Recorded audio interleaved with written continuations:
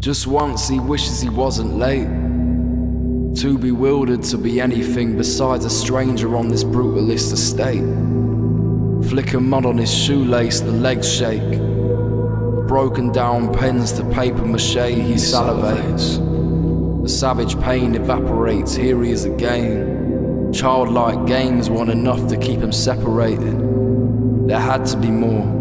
As he stares at the floor and counts the lottery scores, he yawns, and the throat bites back at the dawn. Calling him out, but no one's calling. No one's around to see him shift shape or sink inside his skin.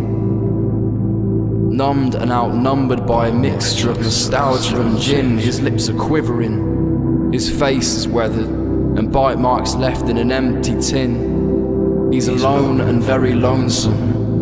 This scene is exactly what it seems. The prestige is the same as the trick and the treat, and as he drops cigarillo ash on his Versace jeans, sown by West Indian waters and the blood of Native American seams, he asks why it's always me that he sees in his dreams. A chest marked by sweat and tar on the soil of 1,000 Indian summers. The beatings hit harder for him than the sound of Afro beats and discarded banana skin. The residues left better blues and sweeter sin. His heart is thin and gets more brittle by the bedpost. The heavy lead jokes with other blokes. This wheel of fortune is churning blood round and through his system faster than Pez pills and pirate bicycle spokes. Mimicking the sensitive folk, he's lost touch with the rope swing, but it never stopped him climbing trees. He buried his head in blood-coated cotton leaves and Egyptian sheets. His leopard loafers don't feel as neat. His feet can still feel the broken cobble streets, leaving blisters between his toes.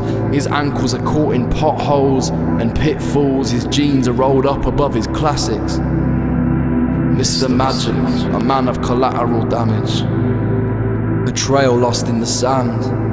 Eyes that mimic the elephant man's. Teeth that carry mud and the steel from Stella cans. It's been a minute since he's looked outside himself, 'cause that's what he finds hardest. Heartless but guarded, painting painless pastures to sleep in till his vision loses its sharpness and his tongue stops moving and carves as something minty to chew on. Fresh slates and hammered chest plates, stretched lungs and cigarette stains. And I've lost track of who I was talking about along the way and whose mess has been made. A Western life is a jester's game of how long it takes for your legs to break under the strain of your own making. Waiting for an awakening or a piece of the pound cake. You can have it, you can eat it. Savor the taste. Let the wounds drip blood into your mouth like mother's marinade.